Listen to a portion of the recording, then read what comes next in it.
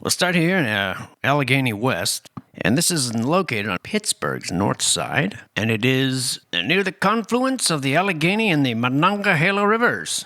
It is a desirable residential district, or at least it became that way, middle of the 19th century. Ridge Avenue being the most fashionable street, and especially favored by the iron and steel millionaires of the late 19th century. Millionaires Row, they called it. Some of these are still existing. There's some very well-preserved Victorian areas, and we're told that until quite late in the area, in the 18th century that is, the area was still the preserve of the Shawnee and Delaware Indians. They had a trail that led to the mouth of the Beaver River, and migratory Indians and Indian hunting parties traveled this trail. Later it became the route to Logstown, which was followed by most of the important figures associated with the early settlements of western Pennsylvania, like George Washington and his guide, Christopher Gist, Mad Anthony Wayne, the Revolutionary War hero, and other half-breeds and Indian agents. The land was part of what was called the Reserve Tract, and so in September 1784, the Supreme Executive Council of the Commonwealth of Pennsylvania ordered the land to be surveyed and laid out as a reserve. And they were fulfilling land warrants that were issued to Continental soldiers as partial payment for their services in the War of Independence, so-called. And lots were sold in 1788. Houses were laid in the middle of the 19th century. We're told streets were laid. Houses were first built in the area in 1846, which is weird because they just told us that they laid out these lots in 1787, but they didn't build houses for another 70 years, till 1846, around the time everything was built in America, which is very odd.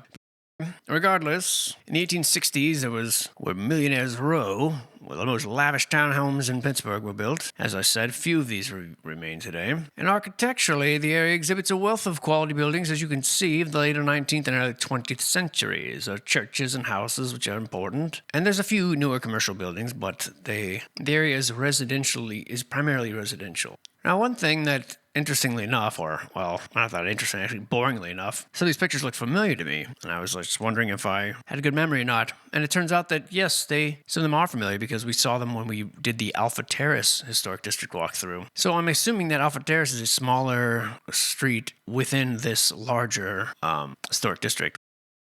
And here we are, lowering ourselves here into the West Allegheny Historic District. And Randyland?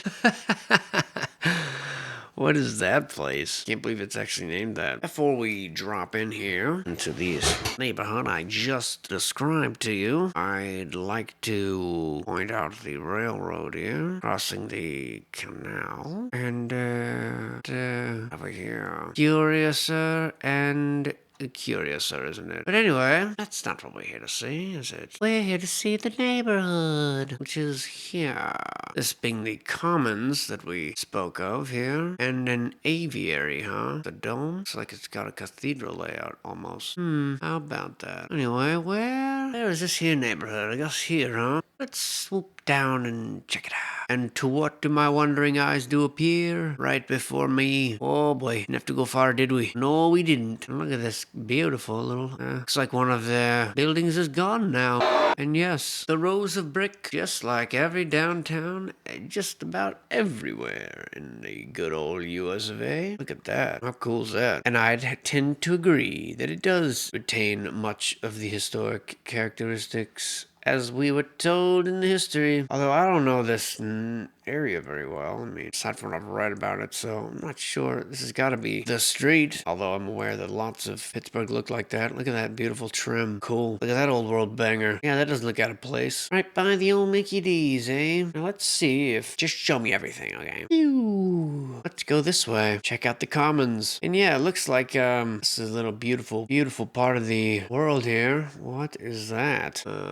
Okay. Yeah, just gonna set that aside, huh? Very mysterious old statue there. And it just looks odd in the middle of all this modern stuff, you know? All this, to me, just looks so odd that it even would exist. But here it is. We're just dancing all around it. Let's go check out what's over here. On this side. Wow. Good golly. Wackles. What a monstrosity. And I do mean that in the best way. Wowie. Look at this stuff. Of course. The old humble post office. Amazing. What a place. And I'm glad at least much of it was preserved, you know? It looks like there's obviously always going to be some casualties to people that are just not sensitive to the ideas that we like to hold onto our heritage, but I do admire when it's done. Now, I believe it's more than just one street. It's actually a few blocks. So we'll check it out over here. Although this looks, no, there's some modern ones, but there's still some charm back here. Wow, cool. What a loving neighborhood. I don't know what's going on over there. Wow.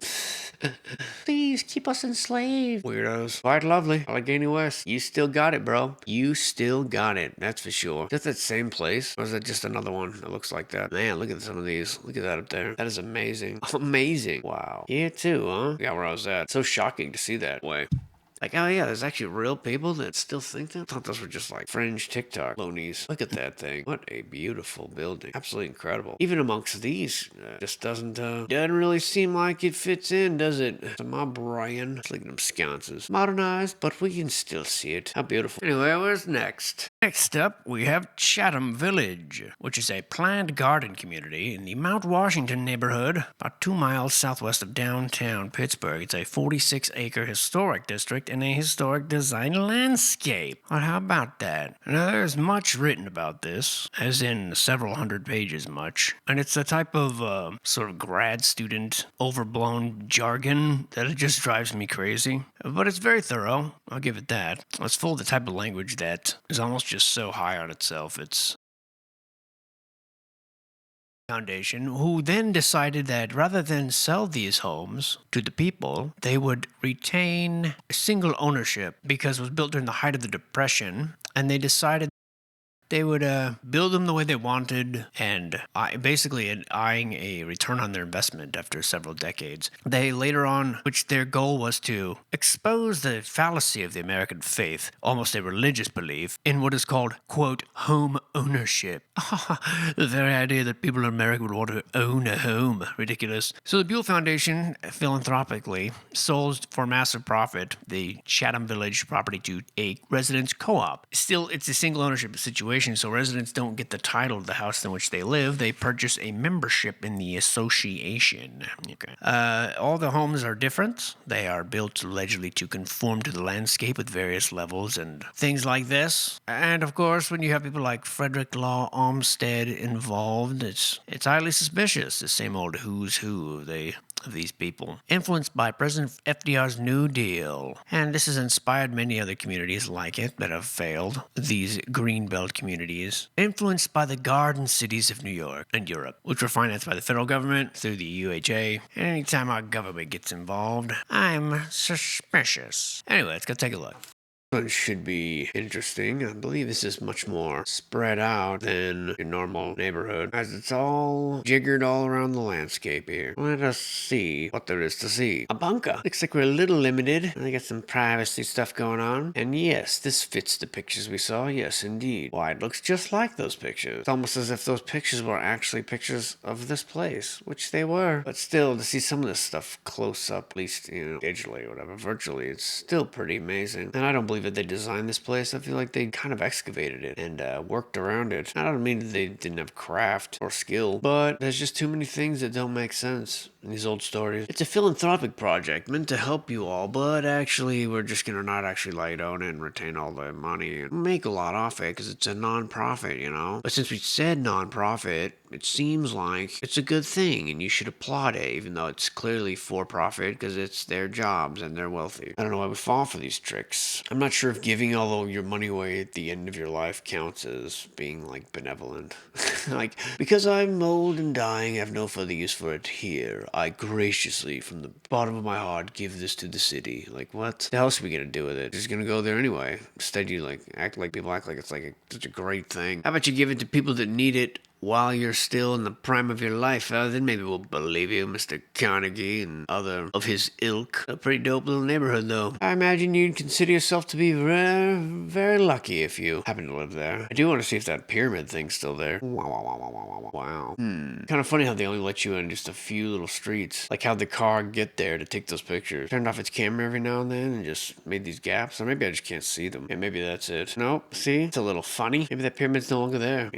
We've been here before we lost Sam. Hey, is this your envelope? Yeah, why would you build like that? This is a bunker, guest house, whatever. Weirdly crappy footage. I mean, it's a cool neighborhood, but I don't see what's so revolutionary about it. It's design, This is not it. I don't think. Is that little pyramid thing? Maybe it is it. Well. Here's where it begins, huh? Yeah, I don't know. Seems a little overblown. At least the way that they were writing about it. Seems like a regular little neighborhood. I mean, it's nice. But to receive all this special attention, I don't know. Maybe I'm missing something. Maybe because the access is limited, So, alright, whatever. East Carson District, on the south bank of the Monongahela, 4 miles from the point, about 32 acres. And it is a low-rise commercial district. And most of these structures are from 1870 to 1910. There are a few earlier ones, but very little new construction has occurred since 1910. So who knows? And we're told, as we usually find, the renovations are confined to street level, while the upper floors maintain a high degree of integrity. Brick is the major building material, generally 2 to 4 stories, and many of them ornamented in the predominant style. Corbelling, ornamental downspouts, carved doorways, things like that. Herringbone brick walks in the alleys. Buildings of exceptional architectural quality. We are told that the Benz brothers were responsible for a good deal of the construction here. Another brothers builders, huh? Weird. And here again, we have this statement here. It says, by restoring and preserving what is left of the original architecture, most of which cannot be duplicated today, the physical appearance of a thriving 19th century community can be documented. Very odd. It's almost as if they know something. So this area was the commercial core for an important industrial center in Pittsburgh. The original landowner was John Ormsby. In 1763, was given 2,000 to 3,000 acres of land by the King of England in recognition of his service in the French and Indian War. He helped build Fort Pitt, built an estate called Homestead Farms in the area later known as East Birmingham, and established a ferry connecting his home with Pittsburgh. His daughter married Nathaniel Bedford. It was Bedford who in 1811 laid out a town which he called Birmingham, and also the town of Bedford was named after him later, but I thought that part was obvious. Dr. Bedford gave the land to the community in 1816 with the condition to be used for public purposes only, and his wishes have been respected. It remains as a notable example of pre-Victorian town planning. Carson Street, its original name is in honor of a sea captain friend of Dr. Bedford, always a sea captain, and Birmingham actually had an abundance of metal foundries and glass factories. In fact, it was the nucleus of America's glass industry, with 9 major local factories operating. 31 glass houses operated in the area by 1872. Crazy, huh? In 1886, Pittsburgh was manufacturing half the glass used in the United States. Eventually, it was replaced by the steel industry because the location here in the river proved ideal for Andrew Carnegie and other industrialist buttholes to build their mills. And the Iron and Glass Bank became the area's largest employer. Immigration brought a varied ethnic culture, and we're told the architecture here documents the physical appearance of a thriving 19th century working class community and is a monument to the builders who demonstrated the importance of skilled craftsmen and took pride in their workmanship. And these buildings reflect this pride and could not be duplicated today. The Benz brothers, Landl Benz came from Germany to America in the 1840s, and in 1873 his sons took over. Very vague information about them. They give steady employment to a force ranging from 75 to 100 men and have filled many important contracts. Their premise includes large yards and shops. The factory is equipped with all the most highly improved machinery and appliances, which they use in the execution of large contracts which they receive from all classes of building. No mention of where this factory is. But yeah, that's the story. And everywhere we go, there's a brothers. Bubble Brothers, Butt Brothers, Bing Brothers, everywhere you go, they build it. Carrying on the trend here with the Benz brothers. And as you can tell, all these pictures are kind of stupid. They're small and sideways. So let's just go check it out and see what's really going. Where would I be? Let's try over here. Actually, we can look it up here. It's Liberty. My great reveal here. I wasn't going to reveal this until much later. My chart. Oh, I skipped Dutchtown. So East Carson Street from 9th to 24th Street. Okay. So yeah, we were right there. From 9th to 24th. Right. So let's just take a little stroll right down here, if they'll allow. And they will. Yay! And here we go. Ooh, lovely local art. This is, guys, is a farmer's market? That is a monstrous banger. About that. Wow. Now, maybe I'm looking at things wrong, but this doesn't really look very... Sorry, look straight. Eye contact, bro. What's your name and badge number? All right. How about that? Now we're getting somewhere. Look at that thing. What a beauty. This part of town looks like it's a little in transition. I mean that, best way possible. Everything's boarded up. I wonder if this is like LA where they block out, they disappear, all the people passed out and living under tarps everywhere. And it seems like it would be that kind of a neighborhood. But Maybe not. We got a little more character here. Wow, look at that thing. That's that bank we described, the very first one, or the largest employer in the industry in the area. Wow, it's incredible. Same old motif here as everywhere. You don't feel so alone, you know, and you see the same stuff on every building everywhere in the world, from Bangladesh to California. Looks like it's kind of rapidly disappearing though, isn't it? You have to look up to see the store character. Hey, lady. That's not a good sign. But, you know, it shows elements of it, you know, we see elements of it. Give another 15, 20 years, though, it's hard to say, at least on this stretch. Some of these are definitely beautiful, like that right there, man. But a lot of them are boarded up. You get stupid Starbucks and stuff here. I mean, I'm glad the area is coming back. I just wish it wasn't always that coming back didn't consist of the dumbing down and the uglifying of the area, as so oftentimes occurs. But yeah, some of these are marvelous. A lot of little mom and pop businesses too, that's cool. I appreciate that. Whoa. Look at that guy. Beautiful. What a picturesque and storybook-like little area. What? $1.49 nuggets at this day and age? I wouldn't trust that. Okay, I wouldn't trust any food nugget. Personally, you call it a nugget, I'm staying away. The hell's a nugget? Unless, well, it might be a gold nugget. That'd be different now, wouldn't it? Yes, sir. If you expecting one, swirling that little pan around, that little water in there, you might find yourself a nugget or two. That'd be different, though. Not a nugget you would eat. No, not a nugget you would eat. Beautiful. Dutchtown. We are told about Dutchtown that it's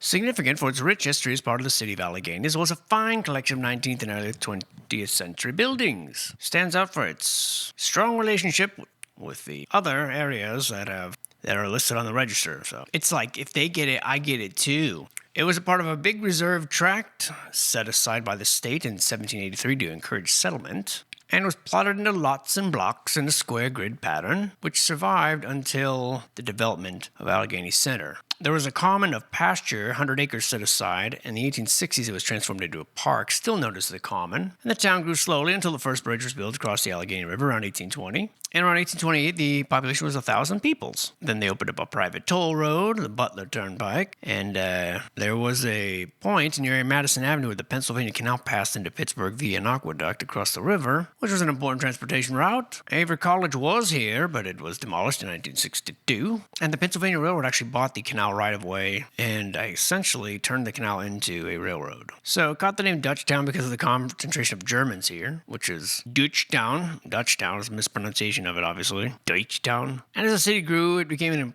impressive commercial street, Ohio Street that is, and eventually Allegheny became part of Pittsburgh. German character continued to predominate, and the building stock is from the 1860s, 1880s, made of brick with wood ornamentation usually, and we're told the workmanship is irreplaceable, and the use of the styles contribute greatly to the feeling of an earlier time and place. Yeah, I agree. What is often interesting about the histories of these old historic registries is that they're very often described as containing elements that we could not, emphatically stated, could not make today. Which is interesting. You know, I understand that we don't, or it's unlikely to find, but to just come out and say, yeah, once these are gone, they're gone. We'll never be able to do this again is very interesting. Because you would think that, of course, we could, right? If we set our minds to it. Anyway, what a gorgeous little, mysterious little neighborhood here. And let's see how she checks out today. Touchdown. Oh, yeah. Are you guys Dutch? Is anybody around here Dutch? You're not Dutch. All these little cellared buildings, you know, the windows for sunlight that no one needs ever. Always the same story. And always looking rather ridiculous with these silly entrances that go up a few feet. And no matter where I make a video about showcasing the building, I'm always given a local will tell you, well, let me explain why all the houses had basements. Well, it's the climate, you see, and the help live down there, or there's a kitchen down there. And the story's the same no matter what the climate is, or the economic situation, like they didn't have servants. Well, then it's not the servants' quarters in this case. It's a root cellar, and nothing's ever consistent about it, and the construction still doesn't make sense. The layout of it still doesn't make sense. So yeah, I know the stories, everyone. I know that, yeah, they're used for cellars. I know what they're told, what they told you. Everyone had a basement because it It made sense in the climate. Well, okay. I didn't realize that Bangladesh had the same climate as Denmark. California had the same climate as Belgium, and they don't. So why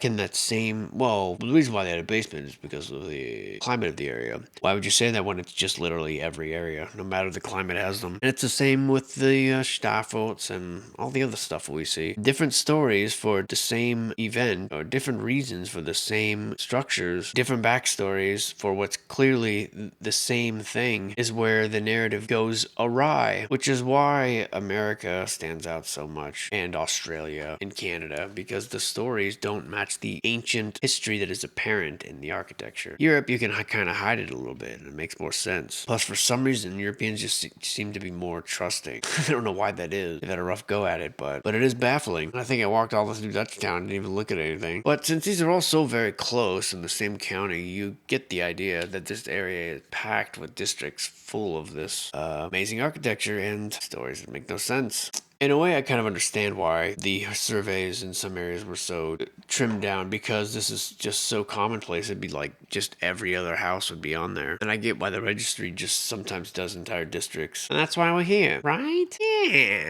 East Liberty, commercial historic district in the same county. The first permanent European settlers in the area were awarded land in the late 18th century, and the road that is now Penn Avenue was the earliest highway. It was used to be called the Greensburg and Pittsburgh Turnpike, following the old Forbes Road that the British cut during the French and Indian War, taking advantage of the flat topography. Jacob Negley won the contract, the son of one of the first settlers, to pave a 5-mile section of the turnpike. This is somewhere between 1813 and 19. And Negley was, of course, one of the most prominent citizens in the early 19th century of East Liberty Valley, and played a substantial role in the founding of a village in East Liberty. He built a steam-powered grist mill on the turnpike, formed a bank, of course, and also the church. The bank, and the mill, of course.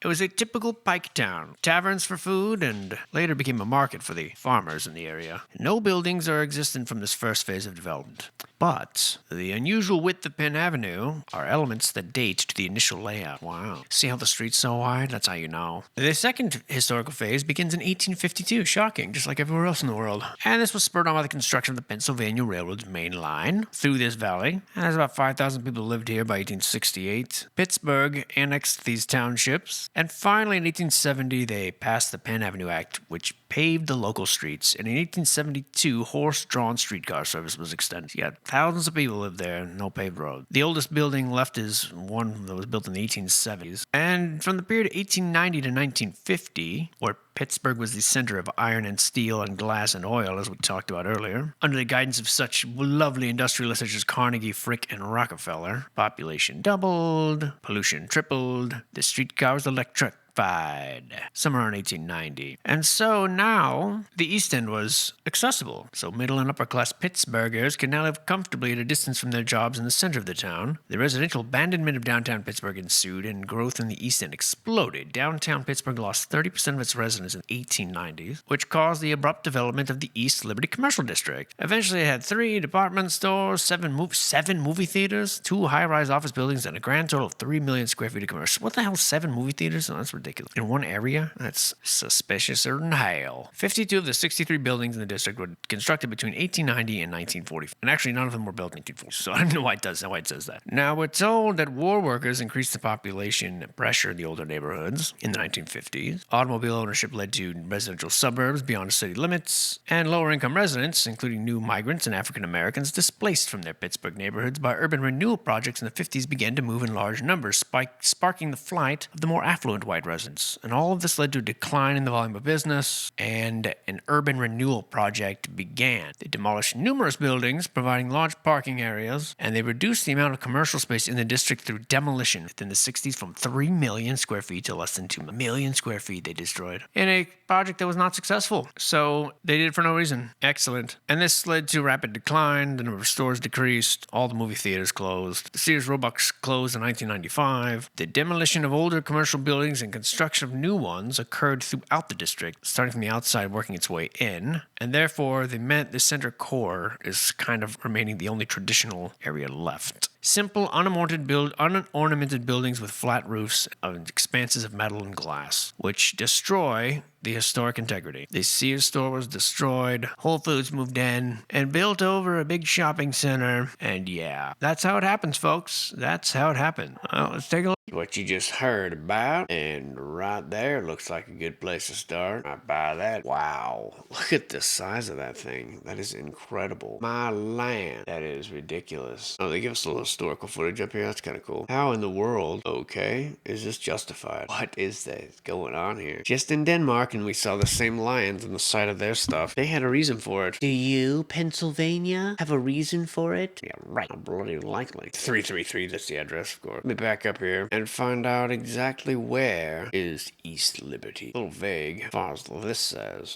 There we are. Liberty! Look at all these cute little homes, at least on one side. And I thought this was like a commercial district, but roughly near Penn, Sheridan, and Center Aves, and Kirkwood and South Whitfield Streets. Okay. I'm spoiling a little bit with my sneak preview of my work. I have in the background going on, I should tell you, I guess, a number of very, very information-rich spreadsheets and lists, essentially, with statistics and things, all the stuff we cover, and all the registered houses and affiliated architects, and links to the GPS locations, and all of the properties and the states. And there's a number of them I have going for other projects as well. It's not just this one, but in the end, if there ever is an end, I'm going to make these just available for free for everybody when I finish them eventually. I'm just going to make them available for the community to use as a resource. Obviously people can add to it and edit it as they see fit. It's very comprehensive, and I've been working on it for years, actually. And it's one of the projects that I intend to leave behind one day. Just the fruits of my labors in this field. It'll probably be at least another year or two, realistically, before I probably put hundreds of hours into it, but for me to satisfy the amount of how thorough exactly I want to be. And so yeah, that's a little sneak preview at it. And I've got them for about 15 states so far. So very excited of one day to turn that over to everyone. And I wasn't even going to mention it, but I realized that you probably saw. So let's see here, as we described, you got the Steamboat River, the old steamboat access here. And this is all that's left. So they put in this highway here, this little row of buildings here, being swallowed up gradually in this world of giant ugly buildings you see behind it, encroaching on their territory. I didn't mean to do that. Well, just look at them. There we go. That's better. One last little row. And it does look funny. Looks out of place now, which is a real tragedy. You were the ones that jerked it all up, didn't you, you jerk? I want to get a better look. Just to put this ugly thing in there. Freaking freeway. I like driving. I like the freedom of the road, but I just can't help but wonder if we just got played big time. And we were way better off using public transportation and walking and things like that, or at least a lot less. Every single person having a car. Look what it's done.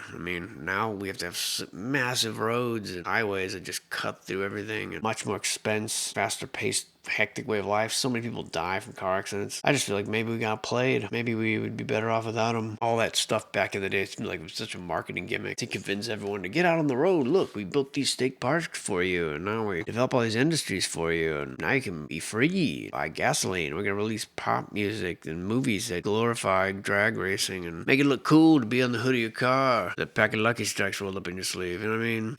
There's some joy to it, but I don't know. I just can't help but think in the long run, we got jerked around just like usual. Randy Land, it's still so good. Well, I think I'll cut this one a little short, but I'll be back with more interesting things and more explorations soon.